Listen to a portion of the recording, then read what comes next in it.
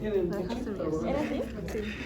Ya, a ver, habíamos visto stroke y en stroke habíamos hablado de el stroke isquémico y el stroke hemorrágico. Eso ya lo tenemos claro, no hay dudas, asumo, ¿no es cierto? Dos, el otro tema de esto son las hemorragias, pero hemorragias extraaxiales, ¿ya?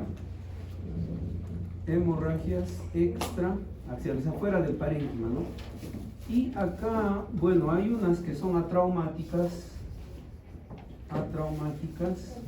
¿ya? Y acá y obviamente otras secundarias al TEC, ¿no es cierto? En la traumática, ¿qué patología tenemos? Tenemos la hemorragia subaracnoidea, ¿no? Acá los tips, rapidito, a ver, ¿cuál es la etiología más frecuente en la hemorragia subaracnoidea? ¿Por qué se presenta? Principalmente se presenta por... Hipertensión. ¿Nadie? Hipertensión. No. Aneurisma. ¿Qué más? Aneurisma sacular roto.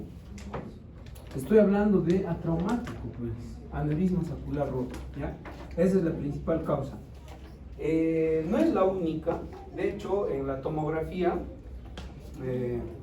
ahora vamos a hacer cómo son los tres patrones, ¿ya? Solo para ustedes, ya como para los residentes. Ya. En el aneurisma sacular roto hay tres patrones tomográficos, nada más, ¿ya? Hay un patrón en el que la sangre, ¿ya? Está en las cisuras laterales, o sea, se pinta toda esta zona de color blanquito, se va a la cisura interhemisférica y se encuentra en las cisternas basales. Cuando tú ves este patrón, inmediatamente tienes que pensar en aneurisma sacular roto, ¿ya? Es el típico patrón. Ahora, hay otro patrón que es prácticamente benigno, solamente tú vas a ver una hiperdensidad giriforme, o sea, en la superficie del parénquima vas a ver así una hiperdensidad, ¿no? Nada más. ¿Qué tal? ¿Ya? Esta hiperdensidad es por rotura de vasitos subpiales. Básicamente es benigno, no requiere mayor valoración. Y el otro patrón se encuentra en la fosa posterior. Habitualmente va a pintar el trayecto de la arteria basilar y las cisternas perimesencefálicas, periacueductales, todo ese rollo. O sea, solamente la hiperdensidad en la parte posterior. También se produce por aneurismas, pero no tanto aneurismas congénitos, sino aneurismas fusiformes. Estos aneurismas fusiformes se producen son complicaciones de ateroesclerosis, ¿no? Ateroesclerosis. Bueno, esos son los tres patrones que hay en hemorragia subaracnoidea, no hay más. El más frecuente que ustedes tienen que saber es este de acá. Esto varias veces ya les he explicado, ya no se olviden, es el más grave porque puede producir, o sea, se presenta en el aneurisma sacular roto, ese es el más grave, ¿ya? ¿Cuáles son las arterias más afectadas para aneurisma sacular roto? El hecho de atrás hacia adelante, comunicante posterior, cerebral media y cerebral anterior, ya más o menos en ese orden se presenta esto de los aneurismas, ¿ya? De las hemorragias subaracnoideas. Ya, muy bien. El otro tema es la hemorragia extraaxial secundaria al traumatismo encefalocraneano. Ya, entonces, acá básicamente igual, hay tres cosas que no se deben olvidar. A ver, primero, el traumatismo en sí lo que hace es un movimiento dentro de la cavidad craneana, obviamente la masa encefálica, ¿no es cierto? Ese movimiento, bueno, primero puede producir una laceración en las estructuras que se encuentran en el espacio aracnoideo, ¿no? Recuerden que en ese espacio están pasando estructuras venosas. Entonces, un movimiento brusco puede hacer laceración de estas estructuras. Cuando eso ocurre, lo que va a presentarse en la tomografía es una colección extraaxial subdural que se caracteriza por no respetar suturas, ¿no? Así que se puede presentar en toda la convexidad del cerebro. Estamos hablando acá del hematoma. La morfología de la hiperdensidad semilunar es el hematoma subdural. Como he mencionado, en el hematoma subdural el origen del sangrado viene de las venas, ¿no es cierto? Muy bien, ahora, el otro patrón tomográfico es el que está asociado a lesiones óseas, o sea, a fracturas. Y obviamente la fractura más, o sea, que la estructura más débil en la cavidad craneana se encuentra acá en la región temporal, en la porción escamosa. Y justamente allí hay una estructura arterial muy importante que ramita de la maxila, de la carótida externa. Estoy hablando de la arteria meningea media, ¿no es cierto? Entonces, una ruptura, o sea, una fractura del hueso va a producir laceración arterial. Entonces, se puede presentar o se va a presentar este patrón. Este patrón es un patrón biconvexo, en forma lenticular. Este tipo de hematomas o hemorragias respetan suturas, por lo tanto usted va a ver en regiones definidas, ¿no? Por ejemplo, región temporal, o región parietal, o región frontal, etc. Así es que se presentase el caso. Este es el famoso hematoma epidural. En el epidural, no se olviden, el origen del sangrado es arterial, ¿ya? En el hematoma subdural el origen del sangrado es venoso. Muy bien. Así como hay hemorragia subaracnoidea atraumática, en el traumatismo también podemos tener hemorragia subaracnoidea, pero ahí el antecedente es importante, se va a presentar la hemorragia subaracnoidea postraumática, ¿no? Obviamente, de todos estos, el patrón postraumático va a ser este de acá, es decir, usted va a ver hiperdensidad giriforme, ¿no? O sea, sangre que esté ocupando los pequeños surcos de la convexidad del hemisferio, ¿ya? Ahora, en en la hemorragia postraumática, habitualmente nosotros hacemos una valoración, ¿ya? ¿Por qué? Porque este sangrado puede comprometer el parénquima o puede comprometer incluso los ventrículos laterales. El riesgo de una hemorragia subaracnoidea es que haya una vasoconstricción refleja y se pueda presentar un DCB isquémico secundario a la presencia de esta hemorragia subaracnoidea. Ahora, ¿qué clasificación utilizamos? La clasificación de Fisher. Si quieren lo leen un poquito más. Ya, ahora, chicos, acá hay un concepto muy importante en el traumatismo encefalocraneano, ¿ya? Siempre van a encontrar una zona en la que se haya presentado el traumatismo, ¿ya? El punto de contacto. Esa zona se conoce con el nombre de zona del golpe, ¿ya? Y siempre en el sentido diametral opuesto se va a producir el otro efecto indirecto sobre la masa encefálica. Esa región se conoce como la zona de contragolpe. Entonces, siempre en los traumatismos encefalocraneanos hay que valorar la zona del golpe, es decir, donde está llegando directamente el agente traumático, y el lado opuesto a ese punto, que es la zona de contragolpe. ¿Por qué? ¿Qué podemos encontrar en ese lugar? Recordemos que la masa encefálica se ha desplazado bruscamente dentro de esta estructura que es sólida, dura. Entonces, ¿qué puede ocurrir? Puede ocurrir lo siguiente. En la zona de impacto interno se pueden presentar foquitos de contusión hemorrágica dentro del parénquima, ¿ya? Entonces, ¿eso cómo se llama? ¿Ya? Nuevamente, ¿cómo se llama ese sangrado puntiforme dentro del parénquima? O sea, los grandes son extraxiales, estos puntitos son dentro del parénquima, en la zona de contragolpe. ¿Cómo se llama eso? Se llama contusión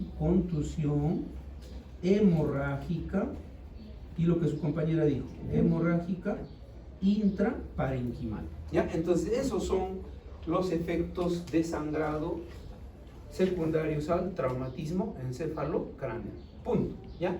Eso básicamente respecto al sistema nervioso. Creo que nos faltaría hablar de patología infecciosa, inflamatoria. Pasen. Ya, ¿tiene pechecito para borrar esto? No, sí, no, ya. Apaga la luz. Ya, muy bien, vamos ahora con el sistema endocrino. El sistema endocrino vamos a evaluar solamente tres estructuras. Vamos a evaluar la tiroides y vamos a evaluar glándulas suprarrenales. Obviamente no es todo, pues, ¿no? Solo vamos a enfocar en estas tres estructuras que son importantes y son relativamente frecuentes, ¿ya? Primero, vamos a empezar con hipófisis, ¿ya? Primero, recordemos el impacto de hipófisis. A ver, en la anterior, en las anteriores diapositivas que les pasé de la clase pasada, si ustedes chequean, he puesto 3 diapositivas finales de cáncer o de tumor, ¿no? Dentro de la cavidad craneana. Y si ustedes valoran allí en la estadística, obviamente el tumor más frecuente es el primario, el neuroepitelial, y allá en la cabecita está el astrocito. Si es que lo revisan, si es que lo han leído, pero como no lo han hecho, les digo, ¿no? Es el astrocitoma, probablemente el más frecuente dentro de este grupo, el neuroepitelial. En segundo lugar, ¿quién está?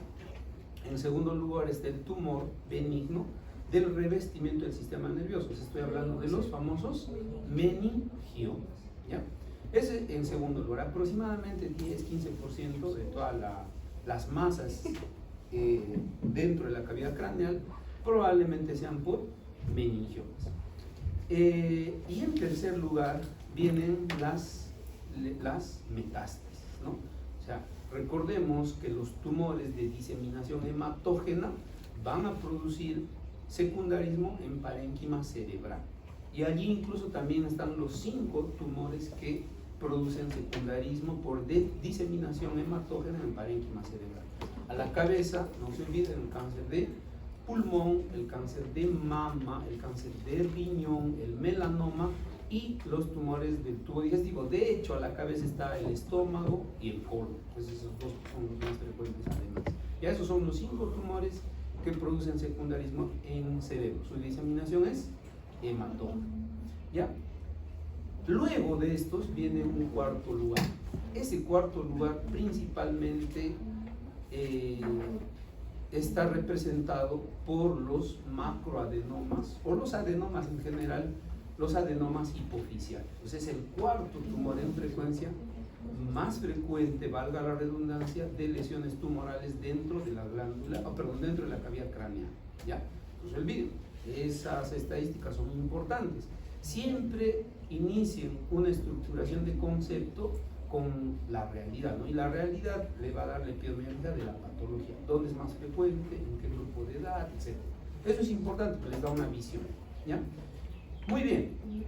Entonces, ahora sí, ya saben que la cuarta masa más frecuente tumoral de la cavidad craneana es el adenoma hipofisial. Eso es importante, ¿ya? Muy bien, ahora sí, valoremos un poquito la hipófisis, o en general el sistema endocrino. El sistema endocrino, si ustedes recuerdan, habitualmente tiene un eje de dirección, ¿no? O sea, está el hipotálamo, está la adenohipófisis y está la glándula periférica. Ese es el eje central y periférico de prácticamente todos los mecanismos hormonales en nuestro organismo, ¿no? Por lo tanto, se estarán imaginando que la hipófisis pues juega un rol muy importante en la regulación metabólica, regulación de crecimiento, regulación del metabolismo hidrosalino en nuestro organismo, ¿no? Muy bien, entonces, dicho esto, cuando nosotros evaluamos una masa, acá viene un concepto de masa funcionante o masa no funcionante, ¿no?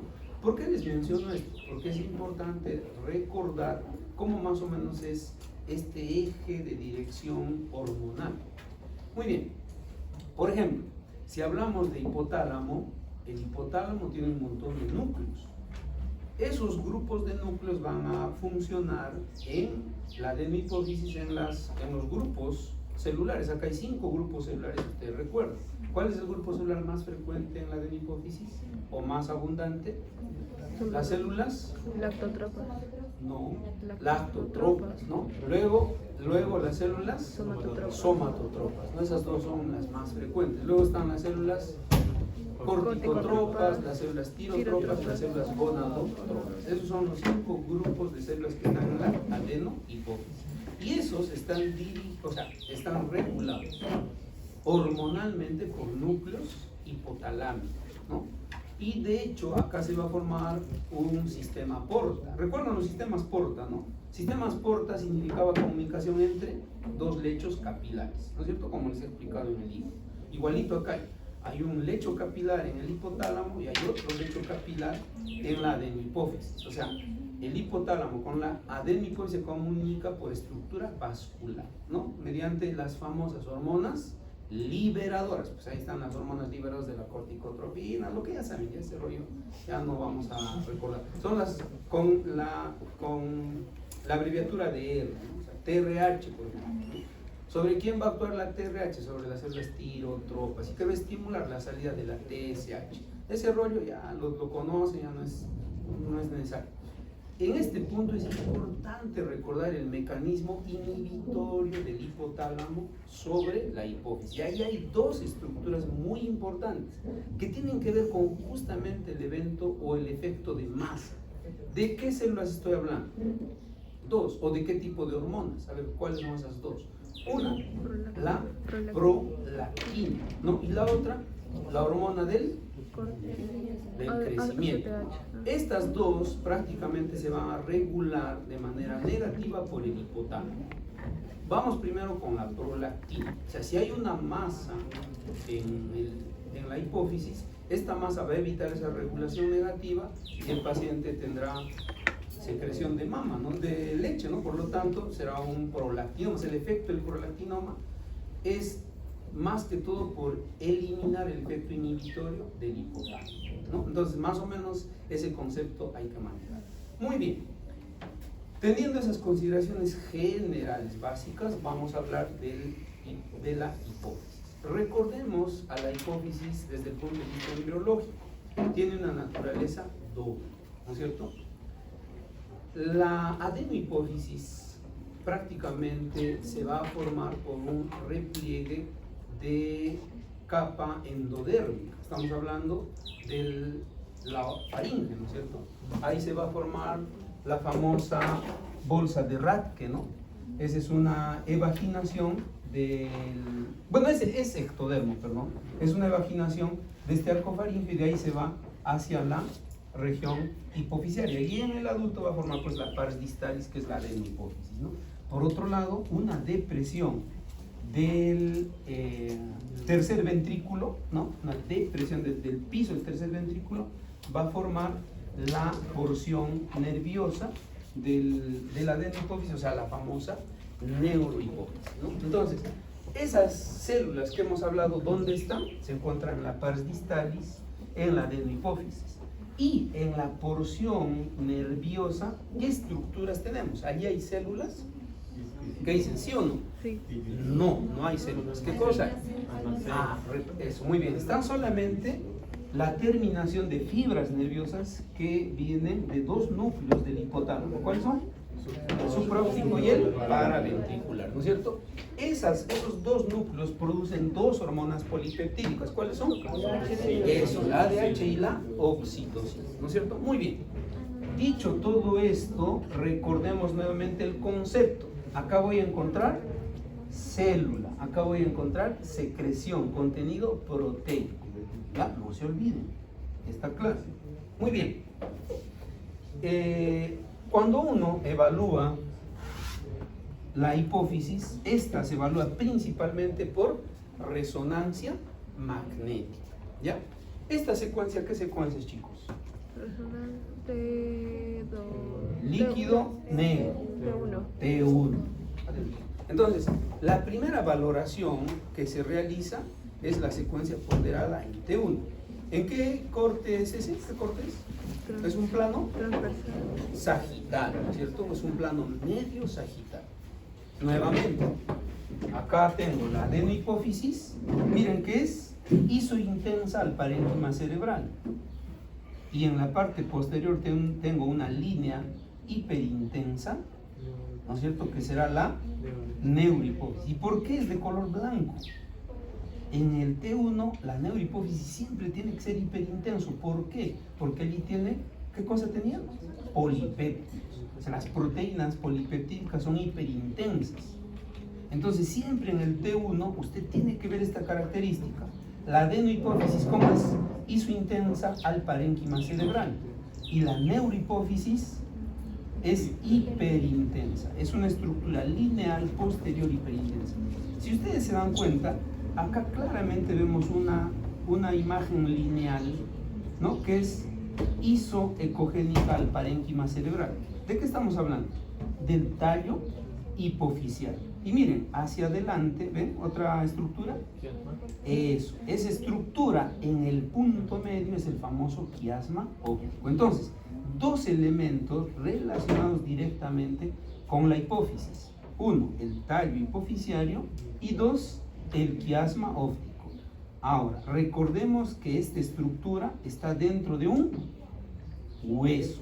Obviamente está dentro de la silla turca. Esto es la silla turca. Ahí está esa estructura que estamos conversando. Entonces, miren, con una simple secuencia puedo ver, por ejemplo, acá que esta estructura está anormal, ¿no?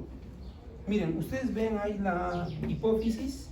¿No es cierto? O sea, la hipófisis, por ejemplo, acá parece que se ha desplazado en sentido superior, la neurohipófisis en la parte posterior, y prácticamente no hay la adenohipófisis, ¿no? O es una adenohipófisis que está fuera de su lugar habitual, ¿no es cierto? Entonces no se olviden, en el T1 sí o sí tengo que ver la adenohipófisis isointensa al parénquima y la neurohipófisis hiperintensa. No se olviden, ¿ya? Muy bien.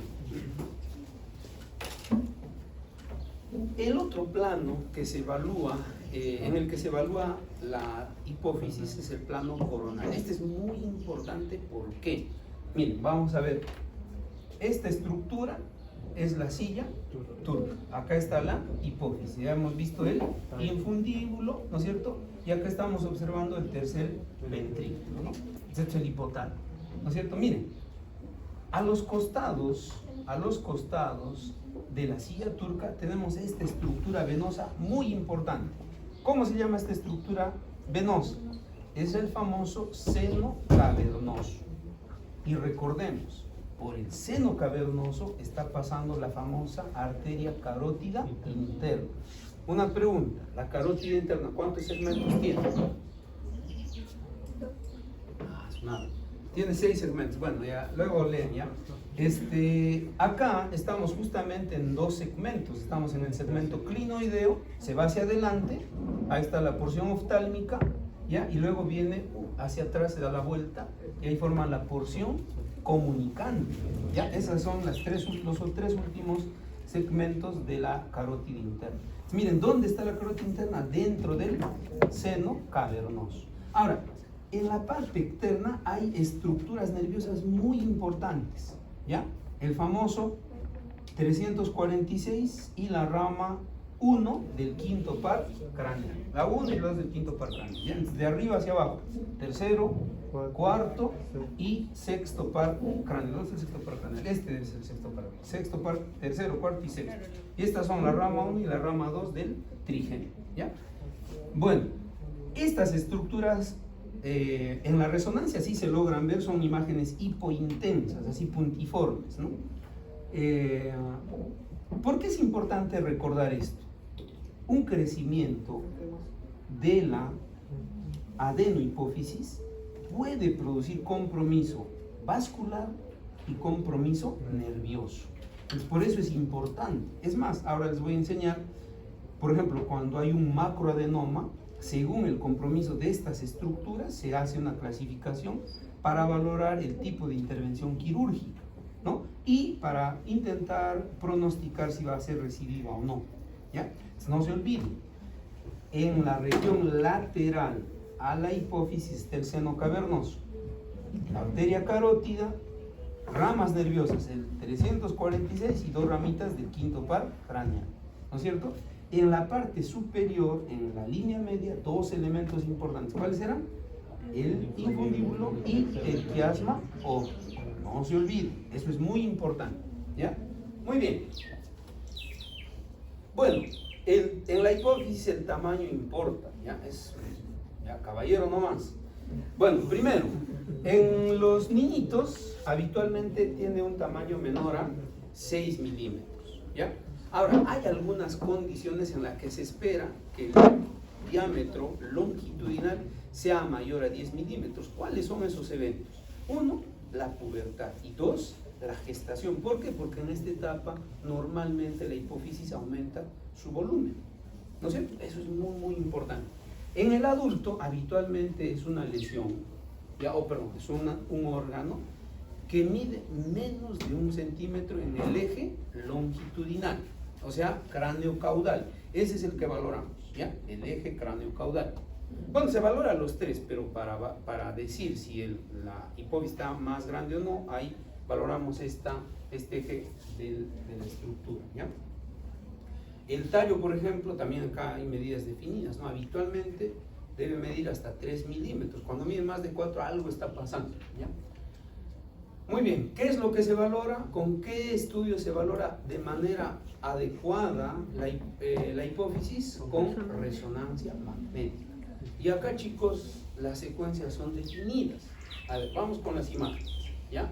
Primero, vamos, acá miren una imagen bien grande como para que todo el mundo vea, ¿ya? A ver, primero, ¿qué secuencia es esta? T1. ¿Por qué?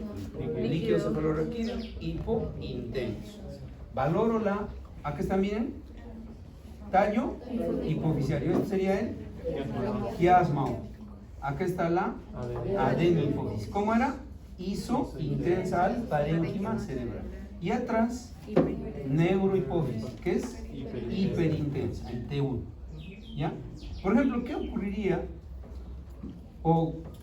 A ver, una patología, el CIJAT, ¿sí conoce? Sí. En el CIJAT, por ejemplo, tú le das la resonancia en T1 y esto es hipointenso. ¿se dan cuenta? Claro. ¿Por qué? ¿Qué pasa en el CIJAT? Hay mucha pérdida de sangre. No, es mucha Y a agua. un cabezazo a su compañero. CIJAT, secreción inadecuada de la hormona antidiurética. Pues, el paciente, ¿cómo está? ¿Está con diabetes? Insípida. Está orinando por litros, pues, ¿no? Muy bien, ya. Listo, ya. Bueno, ya. Regresamos acá. Esto será un T1, pero con contraste. ¿Qué ha pasado con la adenohipófisis? Miren cómo se ve. Hiperintensa. Claro, tiene un realce intenso. Oye, pero si era casi igual que el resto del encéfalo, ¿por qué esto realza mucho? A ver, la respuesta es fisiológica e histológica, anatomía básica, ustedes deben saber. ¿Por qué realza mucho? Porque tiene muchos vasos. No puedes, ¿por qué? ¿Por? No. Por la proliferación. Bueno, ya. El parénquima cerebral tiene una barrera, pues no, la famosa barrera hematoencefálica. Esta célula es de origen nervioso, como han visto en la embriología. Pero la adenohipófisis no está rodeado por barrera hematoencefálica. Por eso, miren, esto no se pinta mucho. Esto es lo que se pinta, ¿ven? Demasiado. Por eso tiene un realce muy intenso, ¿ya? Muy bien. A ver, ¿qué secuencia es esta? A ver, para que no se olviden, cuidado que T2. Muy bien. ¿Por qué? Líquido hiperintenso. El T2 me sirve mucho más que en el plano sagital, en este plano. ¿Qué plano es este? Plano coronal. ¿Por qué me sirve más en este plano? Recuerden que todo lo que está rodeando el seno cavernoso, encima de las estructuras que están encima de la silla turca, son las famosas cisternas, pues cisternas supracelares, ¿no? Las cisternas basales en general se llaman, ¿no? Entonces, ¿esas llenas de qué están? Las cisternas, ¿llenas de qué están? Ay, líquido cefalorraquídeo. Dios mío, ya bueno. Entonces, miren, de hecho, voy a ver, miren, el líquido, ese líquido me da un contraste bien chévere para identificar todas las estructuras que hemos hablado. Por ejemplo, de arriba hacia abajo, ¿esto qué será? Miren, el quiasma. Abajo, miren esta lineacita, es el infundido, ¿cierto? Miren acá, esto será la adenohipófisis, ¿no? ¿Esto qué es? Ven acá una línea, es el diafragma supracelular, ¿no? Ahí está el diafragma, la hipófisis, bien chévere. Y a los costados, lo que les había explicado. Primero, ¿Esto qué será? Esta imagen hipointensa grande, esta de acá, la arteria carótida, ¿no? ¿Ven acá estas cositas negritas? Ya, estas son las ramitas del quinto par craneal. Bueno, en este corte, acá ramita el sexto probablemente, ¿no? En este corte no se ve tan bien. Pero bueno, en general, me permite valorar el compromiso de una lesión con las estructuras del seno cavernoso. ¿Ya? Muy bien. Entonces, ¿qué hago? T1 sin contraste en plano medio sagital, hago un T1 con contraste en plano medio sagital y hago los T2 perdón, plano coronal en T2. Y ahí también, luego del contraste, se valora la adenohipófisis en el plano sagital. ¿Por qué? ¿Qué es lo que buscamos? Buscamos los adenomas. Pues, ¿no? Ahora les voy a explicar más o menos cómo verse. ¿Ya? ¿Esto qué es el primero para no olvidarse? ¿Ya? T1, ¿no? Y el de allá, T1 con contraste. ¿Ya? Ya saben cómo realizar. T1, ¿no es cierto? Este es un T1 con contraste, ¿ya? ¿Y este de allá qué es? T2. Ya. Muy bien, el líquido, miren pues los ventrículos, ¿no es cierto? Muy bien. Ya, ahora que ya saben cómo se ve, todo bien bonito, patología. En patología vamos a hablar solamente de las masas, que es lo que se diagnostica por imágenes, ¿ya? Para el resto de cosas, ustedes hacen sus hormonitas, eso así. Muy bien. Entonces acá vamos a hablar de lesiones tumorales. Miren chicos, la mayoría de lesiones tumorales que se encuentran son los adenomas. Si ustedes suman más o menos, todos los adenomas deben representar más del 70% de lesiones tumorales en la hipófisis, ¿ya? Ahora, esto es lo más común, pues, de lejos, ¿no es cierto? Y dentro de este grupo, si valoramos desde el punto de vista funcional o celular, el prolactinoma es el más frecuente, miren, 45%, luego el de el tumor productor de hormona de crecimiento, que es 13%, y luego los otros que son raritos, ¿no? Entonces, ¿qué patología se produce? ¿Cómo se observa? ¿Qué se ve? Son los macro o microadenomas, ¿ya? Ahora bien, esto es, por lo tanto, el tipo de tumor más frecuente en la hipófisis. Chicos, el microadenoma, ¿o cuál es el límite para describir un micro o un macroadenoma? 10 milímetros, ¿no? Todas las lesiones mayores a 10 milímetros serán macroadenomas y obviamente los menores serán los microadenomas. ¿Ya? Punto. 2. Estos son tumores primarios de la adenohipófisis. 2. Hay también tumores de los rezagos de la bolsa de Rath. Y estos son los dos más frecuentes, principalmente en los niños y adolescentes, ¿ya? Tenemos los quistes de la bolsa de Rathke, que no son felizmente muy frecuentes, y tenemos los craneofaringiomas, ¿ya? ¿Cómo yo me doy cuenta que es una lesión, que es probablemente un craneofaringioma o es un adenoma? El primer hallazgo importante es que estas lesiones son lesiones sólidas. En cambio, estas de acá son lesiones sólido-quísticas. O sea, si tú ves ya un quistecito o quistes, ya no vas a pensar en un adenoma, vas a pensar en un craneofaringioma. Ahora, dentro del craneofaringioma hay uno papilar y hay uno que es el craneofaringioma adamantinomatoso. El craneofaringioma adamantinomatoso es una lesión que tiene mayor cantidad de componente quístico. En cambio, el papilar tiene menor componente quístico, es más sólido, ¿ya? Pero en ambos vamos a encontrar composición quística. No se olviden, estos provienen embriológicamente de la bolsa de Rath, ¿ya? Y bueno, los otros que no son tan frecuentes son los tumores de origen nervioso, ¿ya? Acá a la cabeza están los pituicitomas, ¿ya? No son muy frecuentes, pero obviamente, ¿dónde estarán estos? Ya, pero no tanto en el neuro. Ya están en el recto de infundíbulo, en la parte posterior, o sea, pero siempre en la parte posterior, que es origen nervioso. Muy bien, Ya, bueno, eso ya hemos hablado. Ya lo leen.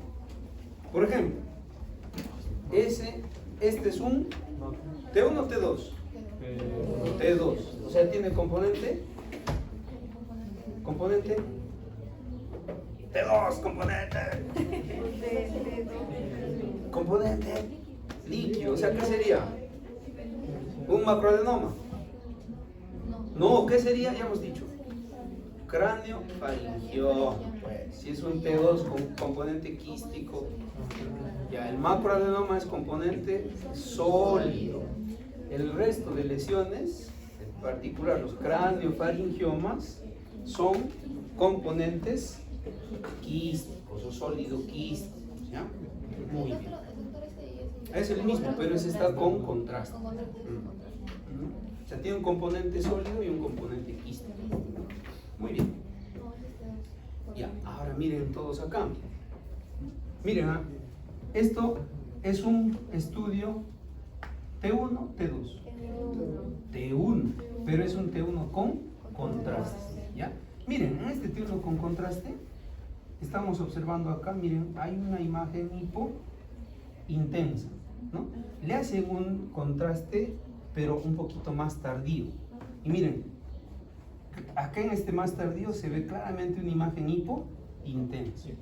Estamos confirmando una masa dentro de la hipófisis, en el lado, en el aspecto derecho, ¿no es cierto?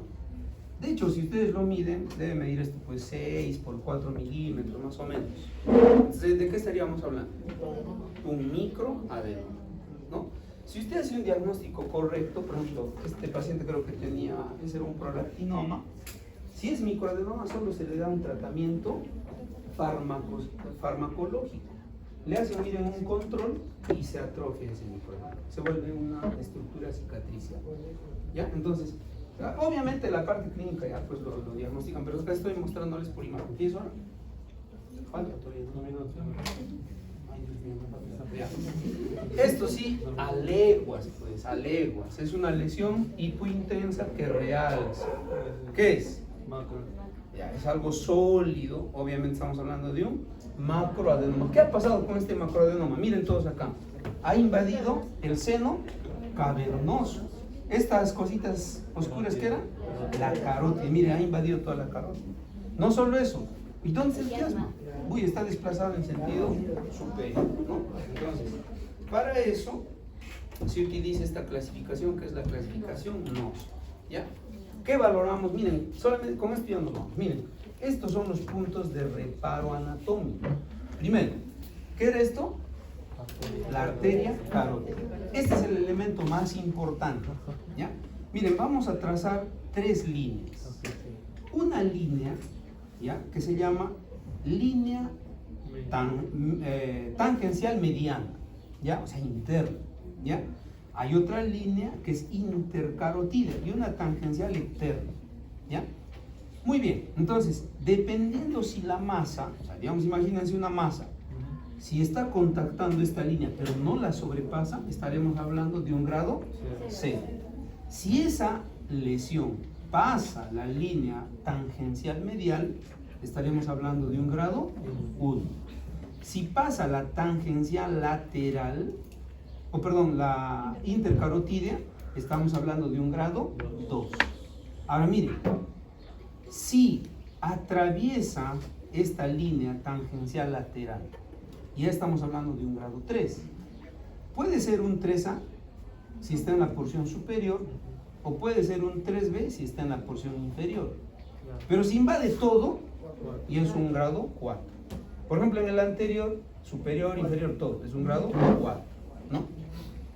Muy bien, entonces eso para entender la importancia, ¿ya? Y a ver, ¿eso qué es? De nuevo, ¿ya? ¿Qué sería? Solamente evalúen esto, con esto van a dar la respuesta.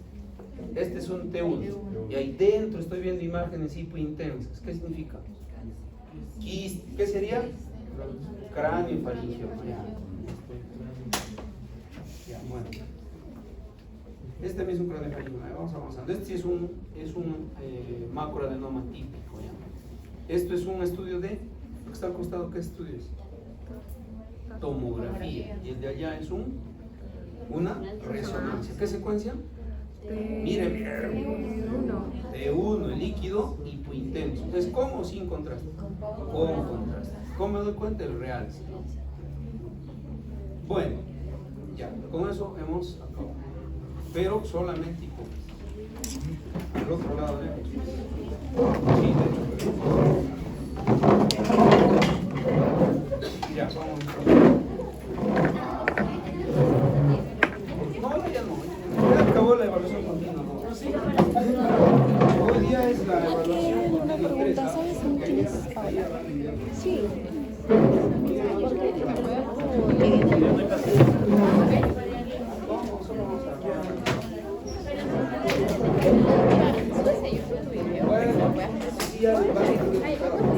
Sí, sí, sí. Lo paso, lo paso. Ya, gracias.